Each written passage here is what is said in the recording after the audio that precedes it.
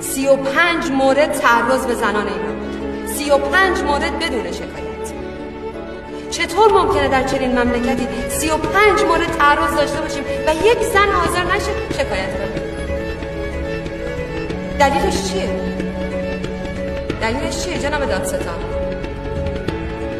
دلیلش اینه که خانواده قربانی به دلیل